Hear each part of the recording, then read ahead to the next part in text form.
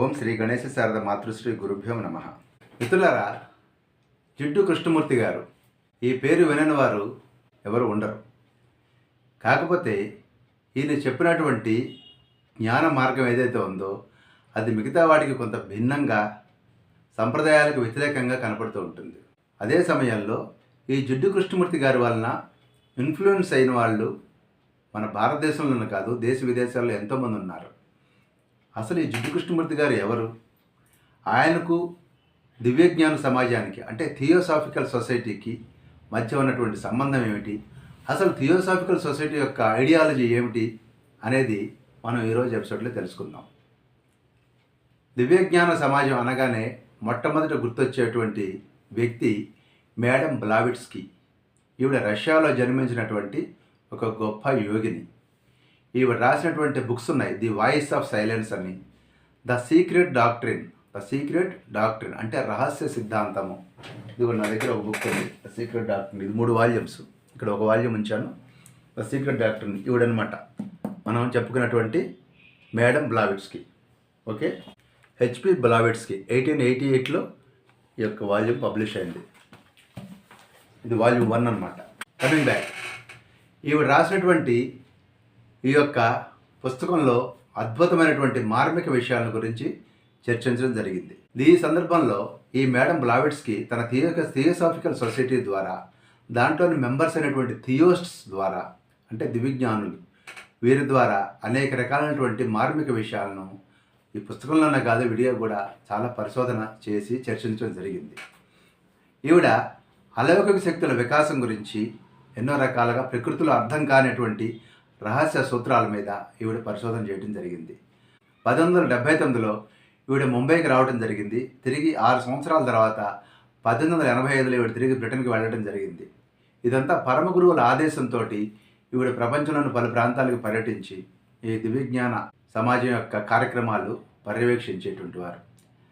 ఈవిడికి హిమాలయ గురువుల ద్వారా అనేక ఆదేశాలు అందుతూ ఉండేవి అని చెప్పని ఆవిడ చెప్తూ ఉండేవారు. వాళ్ళని మాస్టర్స్ అని పిలిచేవాళ్ళు. ఈ మాస్టర్స్ అనేవాళ్ళు అనేక మంది హిమాలయ పర్వత ప్రాంతాల్లో ఉండేవాళ్ళు. ఉదాహరణకి మాస్టర్ మోరే అదృశ్య రూపంలో ఆదేశాలు ఇస్తూ ఉండేటువంటి అనేక మంది హిమాలయ యోగుల యొక్క ఆదేశాల మేరకు ఆవిడ కార్యక్రమాలు చేస్తూ ఉండేది. 1889లో అనిబిసెంట్ కూడా ఈ యొక్క దివ్యజ్ఞాన సమాజంలో అంటే థియోసాఫికల్ సొసైటీలో చేరడం జరిగింది. ఈ అనిబిసెంట్ 1893లో షికాగోలో వివేకానందుడు పాల్గొన్నటువంటి ప్రపంచ మత సదస్సుకు ఆవిడ కూడా అక్కడ హాజరైంది. అయితే ఆ అనిబిసెంట్ అట్నుంచి అటే భారతదేశానికి రావటం జరిగింది. ఈ అనిబిసెంట్ అటు సంఘ సంస్కృతగాను, రాజకీయ నాయకురాలుగాను ద్విపాత్రాభినయం పోషించడం జరిగింది. అదేవిధంగా ఆవిడ యొక్క ఈ యొక్క దివ్యజ్ఞాన సమాజం యొక్క సిద్ధాంతాల ప్రకారం అందరూ కూడా మానవ జాతి అంతా కూడా దైవ స్వరూపులే, వీళ్ళందరూ కూడా ఒకరికొకరు సోదరులే. ఈ పునర్జన్మ కారణంగా ప్రతి జన్మలో కూడా మనం ప్రోగ్రెస్ అవుతూ ఉంటాము, క్రమక్రమంగా ముక్తి వైపుకు మనం సాగుతాము అనేటువంటిది ఈ దివ్యజ్ఞాన సమాజం వారు నమ్మేటువంటి సిద్ధాంతం.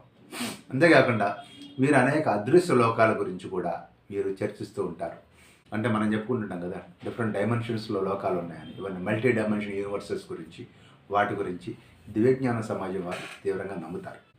సహస్రారం, ఆజ్ఞాచక్రం, విశుద్ధ చక్రం, అనాహత చక్రం, మణిపుర చక్రం, స్వాదిష్టాన చక్రం, మూలాధార చక్రం, ఈ యొక్క నాడీ కేంద్రాలు ఏవైతే ఉంటాయో వీటిని ప్రేరేపితం ఎలా చేయాలి, అలౌకిక శక్తుల సాధనలో యాక్టివేట్ ఎలా చేయాలి అనే విషయాన్ని ఈ దివ్యజ్ఞాన సమాజం చర్చిస్తుంది. ఈ దివ్యజ్ఞాన సమాజం నమ్మేటువంటి ఇంకో ముఖ్యమైన విషయం ఏంటంటే, ఈ యొక్క యూనివర్స్లో స్పేస్ అనేది లేదు, అంతా కూడా ఈధరతోటి నింపబడి ఉంటుంది. అంటే మనకి కనపడనటువంటి వేరే భిన్నమైనటువంటి పదార్థంతో నింపబడి ఉంటుంది. దాన్ని ఈధర్ అని పిలుస్తారు. పూర్వం సైంటిస్టులు కూడాను ఈ ఈధర్ని నమ్మేవాళ్ళు. తర్వాత కాలంలో ఈధర్ ఉందా లేదా అనే విషయంలో మీమాంసలు ఉన్నాయి. సైన్స్లు మాత్రం ఈధర్ని నమ్మదు. కానీ దివ్యజ్ఞాన సమాజం వాళ్ళు మాత్రం ఈ సృష్టిలో స్పేస్ అనేది లేదు, మనకు స్పేస్గా కనపడేదంతా కూడా ఈధర్తో నింపబడి ప్రపంచ సృష్టి మొత్తాన్ని కూడా అనుసంధానం చేయడంలో ఈ ఈధర్ సహాయపడుతుంది అని వాళ్ళు గాఢంగా నమ్ముతూ ఉంటారు. ఇక అణువులు, పరమాణువులు, ఎలక్ట్రాన్లు, న్యూట్రాన్లు, వీటికి మించినటువంటి సూక్ష్మ ప్రపంచాలు ఈ సృష్టిలో చాలా ఉన్నాయి, ఎక్కడో కాదు, ఇవన్నీ కూడా మన చుట్టూనే ఉన్నాయి అని వాళ్ళు నమ్ముతారు. ఫర్ ఎగ్జాంపుల్ చిన్న ఉదాహరణ చెప్తాను. ఈ హ్యూమన్ బాడీ ఏదైతే ఉందో ఇందులో ఉన్నటువంటి ఈ శరీరం అంతా కూడా అణువులతో నిర్మించబడినటువంటి శరీరం. ఈ అణువుల్లో కేంద్రకం ఉంటుంది, అంటే న్యూక్లియస్ అంటాము. ఆ న్యూక్లియస్లో ప్రోటాన్లు ఉంటాయి, చుట్టూ ఎలక్ట్రాన్లు తిరుగుతూ ఉంటాయి. ఎలక్ట్రాన్లు వాటి నిర్ధారిత కక్షలో తిరుగుతూ ఉన్నప్పుడు ఆ మధ్యలో ఉన్న ఖాళీలంతా కూడా చూసినట్లయితే 100కి 99.9999% ఖాళీ ఉంటుంది, కొంచెం మాత్రమే మాస్ ఉంటుంది. మన శరీరంలో ఉన్నటువంటి ఎలక్ట్రాన్స్ని, ఈ ప్రోటాన్స్, న్యూట్రాన్స్ ఇవన్నీ దగ్గరగా చేర్చి పదార్థాన్ని మాత్రమే ఒక ముద్దగా చేసినట్లయితే ఎంత పెద్ద శరీరం కూడా గుండు సూదు గుండంతా కూడా ఉండదు. అదే ఈ 60 కేజీలు తూగుతుందన్నమాట. మిగిలినటువంటిదంతా కూడాను ఖాళీ ప్రదేశమే. అంటే ఈ శరీరంలోనే అంత స్పేసే, 99% పైన స్పేస్. ఎంత స్పేసు అంటే సృష్టి అంతా కూడా అదే రకంగా స్పేస్ ఉంటుంది. ఫర్ ఎగ్జాంపుల్ ఒక పెద్ద స్టేడియంలో ఒక 3-4 కందిరీగలను వదిలిపెడితే ఎంత పదార్థం ఉంటుంది, ఇంకెంత ఖాళీ ఉంటుంది అనేది మనం ఊహించినట్లయితే శరీరం కానీ ఈ సృష్టి కూడా అదే విధంగా ఉంటుందన్నమాట. అంటే అంత స్పేస్ ఉన్నప్పుడు ఈ స్పేస్లో నుంచి ఇంకొక జీవి కానీ ఇంకొక వ్యక్తి కానీ వెళ్ళేందుకు అవకాశం ఉండదా అంటే ఉంటుంది. ఇదే దివ్యజ్ఞాన సమాజం చెప్పేటువంటి థియరీ. అంటే డిఫరెంట్ మాలిక్యులర్ ఫార్ములా ఉన్నటువంటి వేరే జీవులు మన శరీరంలో ఉన్నటువంటి ఖాళీలో నుంచి క్రాస్ వెళ్ళిపోతుంటారు. ఇక్కడ ఒక సముద్రం ఉండొచ్చు వేరే లోకంలో, ఇంకొక అడవి ఉండొచ్చు ఇంకో సముద్రం ఇంకో లోకంలో, వేరే రకాల జీవులు ఉండొచ్చు, వాళ్ళు మనలో నుంచి వెళ్తూ ఉండొచ్చు, మనం వాళ్ళ నుంచి వెళ్తూ ఉండొచ్చు. కానీ ఒకళ్ళు టచ్ కావు, ఎందుకంటే స్పేస్ ఎక్కువ ఉంది. ఒక సందర్భంలో ఏదైనా సందర్భంలో అటకాయిస్తే అంటే పర్టికులర్గా అంత మైన్యూటెస్ట్గా అణువులు లేకపోతే ప్రోటాన్ ఎలక్ట్రాన్ క్లాష్ వస్తే తప్పితే మిగిలిన అన్ని సందర్భాల్లోనూ కూడా ఒకళ్ళలోంచి ఒకళ్ళు వెళ్ళగలిగేటువంటి అవకాశం ఉందని చెప్పి థియోసాఫికల్ సొసైటీ వారు నమ్ముతూ ఉంటారు. ఇలాంటి సూక్ష్మ ప్రపంచాల గురించి, అంతేకాకుండా అనేక మంది పరమ గురువుల గురించి, ఈ బోధ సత్తువులు అని పిలుస్తారు మనం, అంటే పరమ గురువులు అనమాట. వీళ్ళు పరిణామం చెంది మాస్టర్స్గా ఉండి మిగిలిన వారి కోసం అదృశ్య శరీరాలతోటి వాళ్ళు ఉంటారు. అప్పుడప్పుడు కూడాను శ్రీకృష్ణుడనో, అర్జునుడనో, బుద్ధుడనో, క్రీస్తునో ఇలాంటి అవతారాలు తీసుకుంటూ ఈ యొక్క సృష్టి కార్యంలో వాళ్ళ యొక్క కర్తవ్యాన్ని నిర్వర్తిస్తూ ఉంటారని చెప్పి కూడా థియోసాఫికల్ సొసైటీ నమ్ముతూ ఉంటుంది. ఈ విధంగా ఆధునిక ప్రపంచం కోసం మైత్రేయుని అవతారంగా వారు ఐడెంటిఫై చేసినటువంటి ఒక గొప్ప జగద్గురువు ఎవరైతే ఉన్నారో ఆయనే జిడ్డు కృష్ణమూర్తి గారు. ఆయన మన తెలుగువాడు. అసలు ఆయన యొక్క జీవనం ఎలా కొనసాగింది, థియోసాఫికల్ సొసైటీతో అనుకున్నటువంటి అనుబంధం ఏమిటి అనేది ఇప్పుడు మనం తెలుసుకుందాం. జిడ్డు కృష్ణమూర్తి గారు మే 10, 1895 సంవత్సరంలో జన్మించినట్లుగా చెప్తూ ఉంటారు. ఈయన మన తెలుగు రాష్ట్రాలకు సంబంధించినటువంటి ఒక గొప్ప తత్వవేత్త, ఆధ్యాత్మికవేత్త, రచయిత, ఉపన్యాసకుడు. ఈయన్ని చార్లెస్ లెడ్బీటరు అనేటువంటి ఒక దివ్యశక్తులు ఉన్నటువంటి దివ్యజ్ఞాన సమాజానికి చెందినటువంటి వ్యక్తి, అదేవిధంగా అనిబిసెంట్, వీరు తమ దివ్యజ్ఞాన సమాజం యొక్క సాంప్రదాయాలకు అనుగుణంగా ఆయన పెంచి భవిష్యత్తులో ఆయన జగద్గురు అవుతాడని, నూతన సమాజానికి జ్ఞానోదయానికి బాటలు వేస్తాడని విశ్వసించి ప్రయత్నం చేశారు. అయితే 1922 సంవత్సరం నుంచి ఆయన జీవిత గమనాన్ని అనేక రకాల సంఘటనలు మార్చేశాయి. ఆయన the first and last freedom అనే, అలాగే కృష్ణమూర్తి నోట్బుక్ అనేటువంటి అద్భుతమైనటువంటి పుస్తకాలు రాయటం జరిగింది. ఈయన మద్రాసు ప్రెసిడెన్సీలో ఉన్నటువంటి, ఆ రోజుల్లో మద్రాసు ప్రెసిడెన్సీలో ఉన్నటువంటి మదనపల్లి అనేటువంటి పట్టణం, ఇప్పుడు కడప జిల్లాలో ఉంది. ఆ మదనపల్లి అనేటువంటి పట్టణంలో తెలుగు బ్రాహ్మణ దంపతులైనటువంటి నారాయణయ్య, సంజీవమ్మ అనేటువంటి దంపతులకు ఆయన జన్మించడం జరిగింది. ఆయన కృష్ణమూర్తి గారి యొక్క తండ్రి బ్రిటిష్ పాలకుల కొలువులో ఉద్యోగం చేస్తూ ఉండేవాళ్ళు. అయితే ఆయన థియోసాఫికల్ సొసైటీలో కూడా మెంబర్షిప్ ఉండేది. ఆయన దాదాపు 25 సంవత్సరాల పాటు థియోసాఫికల్ సొసైటీలో, అంటే దివ్యజ్ఞాన సమాజంలో సభ్యత్వం ఉన్నటువంటి వ్యక్తి అనమాట. అయితే ఈ యొక్క కృష్ణమూర్తి గారి తల్లి దాదాపు 10 సంవత్సరాల వయసులోనే మరణించడంతో ఈ యొక్క నారాయణయ్య గారికి చాలా ఇబ్బందికరంగా ఉండేది. ఈ 11 మంది పిల్లల్లో 6 పిల్లలు మాత్రమే మిగలటం జరిగింది. ఆ తర్వాత 1903 సంవత్సరంలో, అంటే కృష్ణమూర్తి గారికి 8 సంవత్సరాలు ఉన్న సందర్భంలో వీరి మకాం కడపకు మారింది. ఈ కడపకు మారినప్పుడు ఆయనకు మలేరియా వ్యాధి వచ్చిన సందర్భంలో ఆ తర్వాత కాలంలో కూడా ఫ్రీక్వెంట్గా ఆయన సిక్ అవుతున్నట్టుగా కనపడేవాళ్ళు. దానివల్ల ఆయనకు మేధస్సుకు సంబంధించినటువంటి వైకల్యం ఉంది అని భావించి స్కూల్లో ఉపాధ్యాయులుగాను, ఇంట్లో తండ్రి తరచూ కూడా ఆయన్ని దండిస్తూ ఉండేటువంటి వారు. ఆ విధంగా కృష్ణమూర్తి గారు తర్వాత తన జ్ఞాపకాల్లో ఎప్పుడో 1904లో తన తల్లి, సోదరి కూడా మరణానంతరం కనపడ్డారని చెప్పి ఆయన జ్ఞాపకాల్లో రాసుకోవడం జరిగింది. ఈ విధంగా ఆయన సిక్నెస్గా, మేధో వైకల్యం కలిగినటువంటి వ్యక్తిగా ఉన్న కాలంలోనే ఆయన కొన్ని అనుభవాలు ఉన్నట్టుగా దీన్ని బట్టి మనకు స్పష్టమవుతూ ఉంటుంది. సరే, 1907 సంవత్సరం వచ్చేసరికి, అంటే అప్పుడు కృష్ణమూర్తి గారికి 12 సంవత్సరాలు వచ్చినాయి. ఆ సందర్భంలో బ్రిటిష్ పాలనలో ఉన్నటువంటి ఉద్యోగాల నుంచి విరమించి మద్రాసులో అడయార్లో ఉన్నటువంటి థియోసాఫికల్ సొసైటీ యొక్క ఆఫీసులో ఉద్యోగం కోసం దరఖాస్తు చేసుకోవడం జరిగింది. ఆయనకి క్లరికల్ క్యాడర్లో థియోసాఫికల్ సొసైటీ ఒక ఉద్యోగం ఇవ్వడం జరిగింది. ఈ విధంగా 1909లో 1909వ సంవత్సరం జనవరిలో ఆయన కుటుంబ సమేతంగా కూడా మద్రాసుకి తరలి వెళ్ళినప్పుడు ఆయనకి ఆ ఆవరణలోనే ఒక కాటేజ్ ఇవ్వడం జరిగింది. అప్పుడు 1909వ సంవత్సరంలో చార్లెస్ వెబ్స్టర్ లెడ్బీటర్ అనేటువంటి థియోసాఫికల్ సొసైటీలో కీలక పాత్ర పోషించినటువంటి వ్యక్తి ఈ కృష్ణమూర్తి గారిని మొట్టమొదటిసారిగా కలుసుకోవడం జరిగింది. ఆయనకు అనేక దివ్యశక్తులు ఉన్నాయని చెప్పని అప్పట్లోనే అందరూ నమ్ముతూ ఉండేవాళ్ళు. అందువల్ల ఈ కృష్ణమూర్తి గారు అడయారు నదీ తీరంలో ఆడుకుంటూ ఉండగా ఆయన్ని చూసినటువంటి వ్యక్తి ఇతనిలో ఒక తేజస్సు ఉందని గమనించి ఇతన్ని విశ్వగురువుగా మంచి వక్తగా కాగలుగుతాడు, ఆయన ఈ యొక్క థియోసాఫికల్ సొసైటీ యొక్క సిద్ధాంతం ప్రకారం మానవ పరిణామాన్ని మరింత ముందుకు తీసుకెళ్ళగలుగుతాడని చెప్పి నమ్మి ఆయన మైత్రేయుడు అంశగా నమ్మి ఈ యొక్క అనిబిసెంట్కి పరిచయం చేయడం జరిగింది. అప్పుడు థియోసాఫికల్ సొసైటీ వారు ఆయన్ని తమ పర్యవేక్షణలోకి ఆయన యొక్క తండ్రి అనుమతితో నారాయణయ్య గారి అనుమతితోటి తీసుకోవడం జరిగింది. ఆయన ఒక్కనే కాకుండా ఆయన సోదరుడైనటువంటి నిత్యానంద గారిని కూడా తీసుకోవచ్చు. అంటే బలరామకృష్ణులు ఇద్దరిని ఒక విధంగా చెప్పుకోవాలంటే థియోసాఫికల్ సొసైటీ యొక్క పర్యవేక్షణలోకి వచ్చారు. నిత్యానంద, జిడ్డు కృష్ణమూర్తి గారు ఇద్దరు కూడాను. ఆయన చిన్నప్పటి నుంచి కూడా ఒక చిల్లుబడినటువంటి పాత్రలాగా ప్రవర్తించేవాడు. అంటే అందులో ఏం పోసినా ఏం మిగలదు, ఏమి కన్నం నుంచి వెళ్ళిపోవాల్సిందే. అంటే అలా నిరీహులే ఉండేవాళ్ళు చిన్నప్పటి నుంచి కూడా.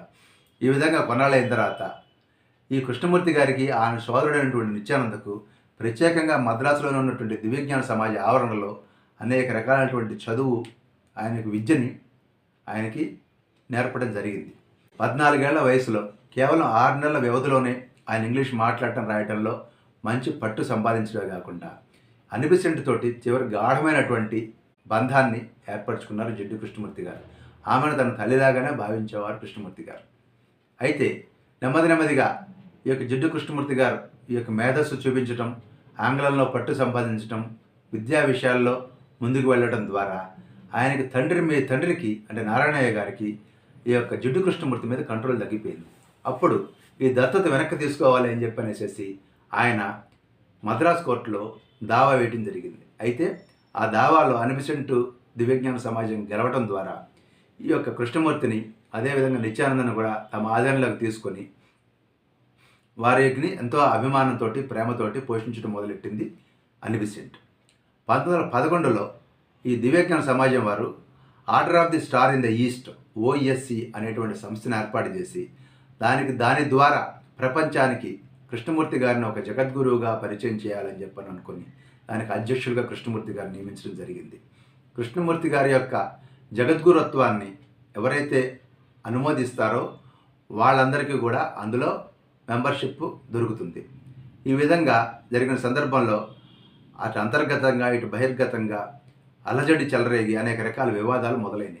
కృష్ణమూర్తి ఒకానొక సందర్భంలో తనకు సక్రమమైనటువంటి మార్గదర్శనం కనుక లభించినట్లయితే తాను జగద్గురువుని కాగలుగుతానని స్పష్టంగా విశ్వసించారు మొదట్లో. ఈ దివ్యజ్ఞానానికి సంబంధించినటువంటి అనేక అంశాలు, యోగ సూత్రాలు, యోగ సిద్ధాంతాలు, అలాగే ధ్యానం, వ్యక్తిగత పరిశుభ్రత వంటి ప్రత్యేకమైనటువంటి విషయాలు, అలాగే ఆంగ్లేయుల యొక్క ఆచారాలు, సాంప్రదాయాలు ఇవన్నీ కూడా ఆయన విద్యలో భాగంగా ఆయన నేర్పడం జరిగింది. అన్నదమ్ములిద్దరికీ కూడా. ఈ లెడ్బీటర్ గారు కృష్ణమూర్తి గారిని రహస్యంగా కూర్చోబెట్టి అనేక రకాలైనటువంటి మార్మిక విషయాలను కూడా బోధించడం జరిగేది. ఆయన యొక్క విశ్వ మానవ దృక్పథాన్ని ఆయనలో ప్రేరేపించడం ద్వారా ప్రపంచానికి నూతన మార్గాన్ని చూపించేటువంటి జగద్గురువుగా పరిచయం చేయాలని వాళ్ళు ఎంతో భావించారు. అయితే వయసు పెరిగే కొద్దీ ఆయనలో తిరుగుబాటు తత్వము, భావోద్వేగాల్లో ఉన్నటువంటి అస్థిరత, తనపై విధించిన నియమాలని వ్యతిరేకించటం, కట్టుబాట్లని అసౌకర్యంగా చూపించటం, అదేవిధంగా అప్పుడప్పుడు తనకు నిర్ణయించినటువంటి భవిష్యత్తు జగద్గురుత్వంపై సందేహాలను వ్యక్తం చేయటం వంటి సంకేతాలను తరచూ కృష్ణమూర్తి గారు చూపిస్తూ ఉండేవాళ్ళు. మొదట్లో order of the star in the east అనేటువంటి సంస్థ యొక్క నాయకుడి హోదాలో ప్రపంచవ్యాప్తంగా తన ఉపన్యాసాలు, సమావేశాలు నిర్వహిస్తూ ఉండేవాళ్ళు. తన రచనా వ్యాసంగం కూడా కొనసాగిస్తూ ఉండేవాళ్ళు. క్రమక్రమంగా ఆయన ఉచ్చారణ, ఆయన ఎక్స్ప్రెషను చాలా మెరుగుపడుతూ వచ్చినాయి.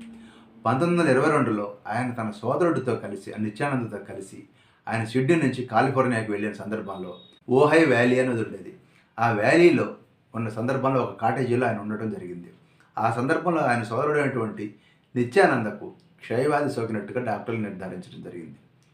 ఆ తర్వాత కాలంలో ఈ యొక్క ఓహైలో ఉన్నటువంటి ఆ కాటేజీని ఆయన యొక్క అధికార నివాసంగా ఉంది. ఈ విధంగా 1922 సంవత్సరం ఆగస్టు సెప్టెంబర్ నెలలో అక్కడున్న సందర్భంలో ఆయన గాఢమైనటువంటి అనేక అనుభవాలకు లోనయ్యారు. ఆ లోనైనప్పుడు ఈ థియోసాఫికల్ సొసైటీ సభ్యులందరూ కూడా, పెద్దలందరూ కూడా ఏం చెప్పేవాళ్ళంటే, ఇది ఒక ప్రాసెస్, ఇది మీరు జగద్గురువు కావడం కోసం జరిగేటువంటి మీలో ఇంటర్నల్గా జరుగుతున్నటువంటి ప్రక్రియ అని చెప్పి వాళ్ళు చెప్పడం జరిగింది. ఇది ఆయన మరణం వరకు కూడా, ఇది జిడ్డు కృష్ణమూర్తి గారు తన మరణం వరకు కూడా ఇలాంటి వివిధ యొక్క అనుభవాలకు ఆయన గురవుతూ ఉండేవాళ్ళు. సడన్గా స్పృహ తప్పినట్టుగా అనుకోవటం, సడన్గా మానవికమైనటువంటి అనుభూతులకు కూడా కలగటం, ఇవన్నీ కూడా జరుగుతూ ఉండేది. అయితే చివరిలో ఈ అనుభవం జరిగిన తర్వాత చివరిలో ఆయనకు అంతులేని శాంతి లభిస్తూ ఉండేది. క్రమం తప్పకుండా ప్రతిరోజు కూడాను ఈ రకమైనటువంటి ఆధ్యాత్మిక అనుభూతులకు ఆయన లోనవడం జరిగింది.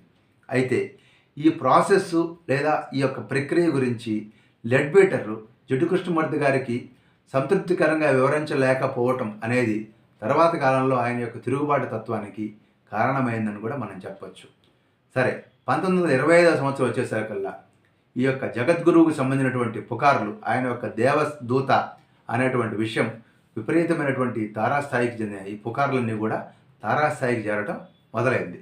సమాజంలో వర్గాలు ఈ యొక్క దేవదూత రాకడని తమకు అనుకూలంగా, ఆయన మా క్లోజు, ఆయన మాకు బాగా తెలుసు, ఈ రకమైనటువంటి ఆలోచనలు బయలుదేరినాయి. కృష్ణమూర్తి గారు ప్రతిసారి స్పష్టంగా చెప్పేవాళ్ళు, దేంట్లో కూడా అతి పనికిరాదు అని పదే ప్రకటనలు చేస్తూ ఉండేవారు. ఈలోగా ఇటు నిత్యానంద, సోదరుడైనటువంటి నిత్యానంద యొక్క ఆరోగ్య పరిస్థితి విషమిస్తూ చివరికి 1925 చివరిలో ఆయన ఓహైలో మరణించడం జరిగింది.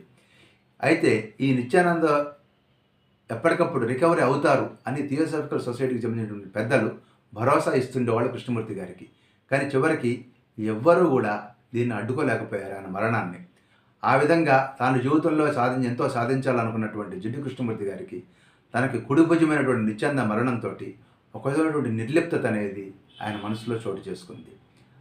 ఎవరిని రక్షించలేరు అన్నటువంటి ఒక భావన ఆయన మనసులో జరిగి, నిత్యానంద మరణించినటువంటి 12 రోజులకి ఆయన అన్ని రకాల భావోద్వేగాలకు దూరంగా, నిశ్శబ్దంగా, ప్రశాంతంగా ఉండగలిగి, అంతకుముందు తన సోదరుడు యొక్క మరణానికి సంబంధించినటువంటి ఎలాంటి బాధను పొందాడో అవన్నిటికీ కూడా ఆయన దూరంగా అయిపోయి ఒక విధమైన నిర్లిప్తత స్థాయికి చేరుకున్నాడనమాట.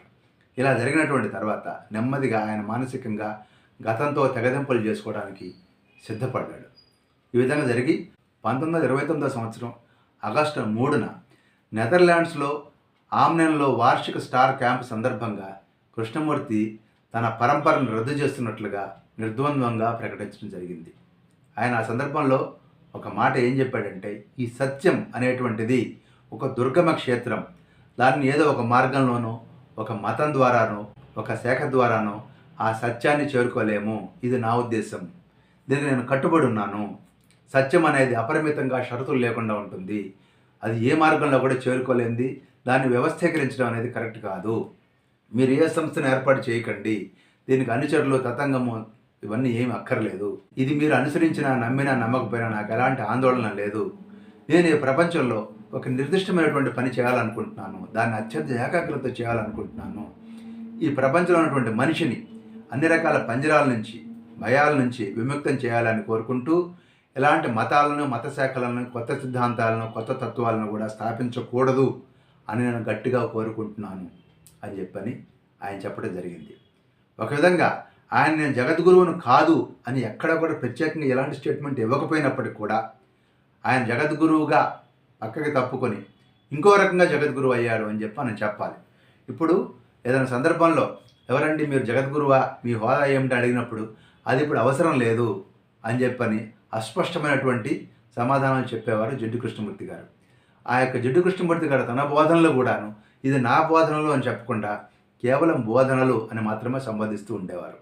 ఈ విధంగా 1930 సంవత్సరం నుంచి 44వ సంవత్సరం వరకు కూడా ఈ జిడ్డు కృష్ణమూర్తి గారు ఓహైలో, అదే కాలిఫోర్నియాలో ఉన్నటువంటి ఓహైలో కార్యకలాపాలు నిర్వహిస్తూ ఉన్నారు. ఈ రెండవ ప్రపంచ యుద్ధం జరిగిన తర్వాత కృష్ణమూర్తి గారు 1944లో ఈ ఓహైలో వరుస చర్చలతోటి బహిరంగ ప్రసంగాలకు మళ్ళీ శ్రీకారం చుట్టడం జరిగింది.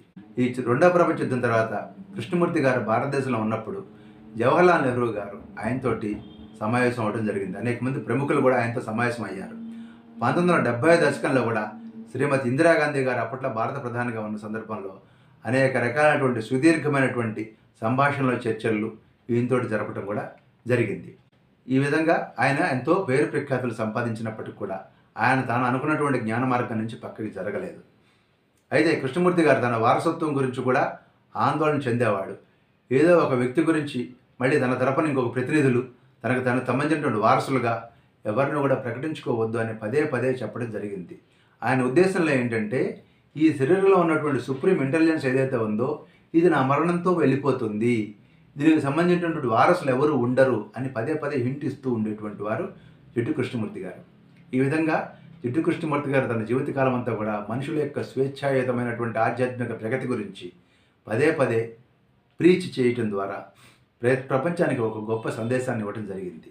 ఈయన 1986 సంవత్సరంలో ఫిబ్రవరి 17వ తారీఖున 90 ఏళ్ల వయసులో ప్యాంక్రియాటిక్ క్యాన్సర్ వ్యాధితోటి ఈయన మరణించడం జరిగింది.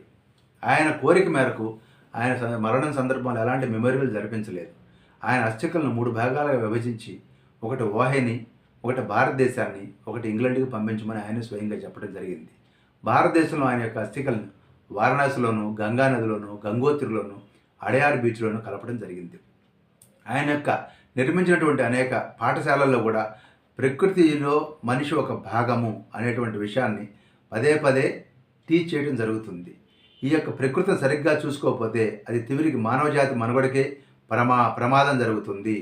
సరైనటువంటి విద్య మనుషుల మధ్య గాఢమైనటువంటి అనుబంధాన్ని పర్యావరణ సమస్యలతో సహా పరిష్కరిస్తుంది అని ఆయన నమ్మేటువంటి వారు. ఇక కృష్ణమూర్తి గారి యొక్క ప్రభాతమైనటువంటి వాళ్ళల్లో Dalai Lama, George Bernard Shah, Jawaharlal Nehru, అదేవిధంగా హెన్రీ మిల్లర్, బ్రూస్లీ ఇలాంటివంటి ఎంతోమంది గొప్ప గొప్ప వాళ్ళు కూడాను ఈయన యొక్క ప్రభావానికి లోనటువంటి వారు.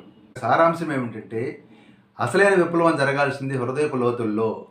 మనిషి సమూలమైనటువంటి పరివర్తన కలగకపోతే ఈ యుద్ధాలు, ఈ హింసాకాండ, ఈ విధ్వంసం ఇలా కొనసాగుతూనే ఉంటాయి. తనను పూర్తిగా అవగాహన చేసుకుంటూ హృదయంతో స్పందించడం కనుక నేర్చుకున్నట్లయితే పరివర్తన సాధ్యమవుతుంది అని కృష్ణమూర్తి గారు పదే పదే చెప్పేవాళ్ళు. ఆయన ఒక్క మాట చెప్పేవాళ్ళు, ఆనందపు సామ్రాజ్యపు కీ ఎవరి దగ్గర లేదు, అది మీరే, అది మీదే అని అంటూ జగద్గురువును తాను కాదన్నట్లుగా అంటూనే ఆయన జగద్గురువుగా అయ్యారు. స్వస్తి.